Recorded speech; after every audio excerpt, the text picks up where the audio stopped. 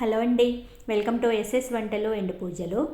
Sweet ఏమన్నా అప్పటికప్పుడు మనకి ఇంట్లో స్వీట్ లేకపోయినా తినాలి అనిపించినా, ఇంటికి లేదంటే చుట్టాలు వచ్చినా, పిల్లలకి ఏదన్నా కొత్త రకం స్వీట్ చేయాలి, వాళ్ళకి టేస్ట్ చేపియాలి అనుకుంటే ఇలా గోధుమలతోని పాయసం చేయండి. చాలా అంటే చాలా బాగొస్తుంది. హెల్తీ స్వీట్ అండి.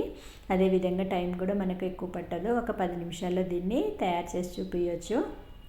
ఇది ఎలా ఏంటి దీని ప్రాసెస్ అంతా మీకు చెప్పే ముందు నా ఛానల్ని ఫస్ట్ సారి చూసే వాళ్ళైతే సబ్స్క్రైబ్ చేసుకోండి. అదేవిధంగా పక్కనున్న బెల్ ఐకాన్ని క్లిక్ చేస్తే మీకు నోటిఫికేషన్స్ వస్తాయి. మీరు మాత్రం దయచేసి ఒక లైక్ ఇవ్వండి. ఇప్పుడు ఇది ఎలా ఏంటి దీని ప్రాసెస్ అంతా చూసేద్దాం. అందుకోసం అండి గోధుమలు శుభ్రం చేసి ఉంచుకోవాలి. ఇవి నేను ముందు రోజే శుభ్రం చేసి ఉంచేసుకున్నాను. తర్వాత దీన్ని ఒక సగం కప్పు గోధుమలు తీసుకోవాలి. ఇవండి రెడీగా శుభ్రం చేసి ఉంచిన గోధుమలు అయితే మనకు 10 నిమిషాల్లో పాయసం అయిపోతుంది. మిక్సీ జార్లో వేసేసుకొని కొంచెం బరకగా పట్టేసుకోవాలి.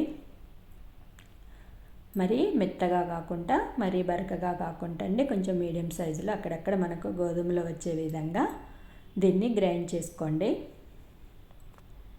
ఇలా గ్రైండ్ చేసుకున్న దాన్ని ఒక గిన్నెలోకి తీసేసుకొని సగం కప్పు తీసుకున్నాం కాబట్టి గోధుమలు, దానికి 2 కప్పుల వాటర్ పోసుకోవాలి. ఇలా 2 కప్పులు వాటర్ పోసేసుకొని ఒకసారి దీన్ని అంతా కలిపేసుకోవాలి. ఇలా కలుపుకున్న దాన్ని దీనిపైన ఒక మూత పెట్టేసుకొని దీన్ని కుక్కర్లో పెట్టేసుకొని ఒక 5-6 విజిల్స్ వచ్చేంత వరకు ఉడికించుకోండి. నేనైతే ఒక 6 విజిల్స్ వచ్చేంత వరకు ఉంచాను. అవి విజిల్ పోయేలోపు స్టవ్ మీద గిన్నె పెట్టేసి ఒక 1/2 లీటర్ పాలు దీన్ని మరిగించుకోండి. ఇవి ఒక 10 నిమిషాలు మరిగితే బాగా చిక్కగా వచ్చేస్తాయి. పాలు కొంచెం చిక్కగా ఉంటే బాగుంటుంది టేస్ట్ కూడా. తర్వాత ఇది ఒకసారి రెడీ అయిపోయింది. దీన్ని చూద్దాం. చూశారు కదా, ఈ విధంగా ఉడికిపోతుందండి. మనకి ఇలా కలిపితే ఈ విధంగా వచ్చేసేయాలి కన్సిస్టెన్సీ మాత్రం.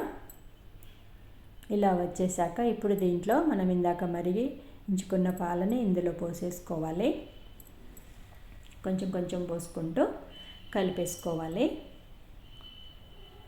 ఇలా వేడి మీద ఉన్నప్పుడు చేసుకోవాలండి. వేడి మీద ఉన్నప్పుడైతేనే మనకు గడ్డలు కట్టకుండా మంచిగా వస్తుంది. పాలు అలా కలుపుకున్న తర్వాత స్టవ్ ముట్టించేసుకొని ఇప్పుడు ఒక 5 నిమిషాలు ఉడికించుకోవాలి.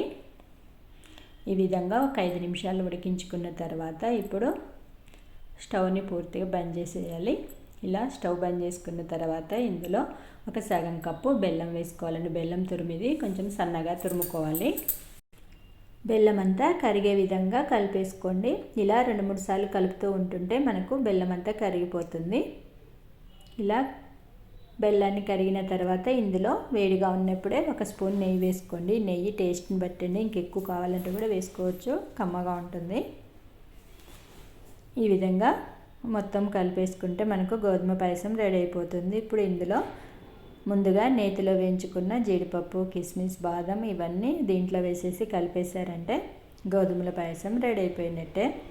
సింపుల్గా అయిపోతుంది.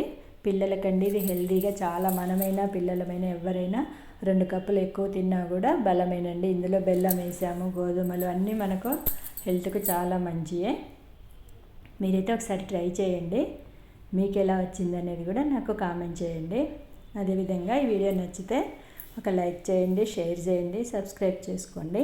అదేవిధంగా మీ బంధువులకు, ఫ్రెండ్స్కి షేర్ చేయండి. మీకు ఎలా వచ్చింది అనేది మాత్రం నాకు కామెంట్ చేయటం మాత్రం మర్చిపోవద్దు. ఓకేనా ఫ్రెండ్స్, లాస్ట్లో ఒక లైక్ ఇవ్వండి. Thank you for watching.